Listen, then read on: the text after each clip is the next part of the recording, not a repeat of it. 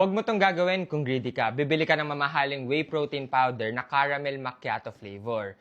Tapos, dahil mahal yung laman nito, i-repack mo siya sa ibang containers. For example, nailipat na natin yung laman nito dito. So, wala nang laman to ha. Ang gagawin mo, bibili ka sa tindahan ng caramel macchiato na kape. Tapos, ang gagawin mo, ilalagay mo lang siya dito.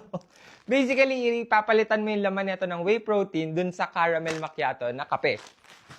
Malalasahan ba nila yon? Matitikman ba nila na, uy, mas maraming protein to ah. Uy, wala nang protein to. Hindi naman, di ba? Actually, matutuwa nga sila kasi mas masarap. At kung bumalik man sila sa'yo at magreklamo na hindi effective yung whey protein mo, gagaslight mo lang sila. Na baka hindi consistent yung pag-workout nila. Na baka hindi sila kumakain ng tama. Kasi it comes with proper diet and exercise pa rin naman, di ba?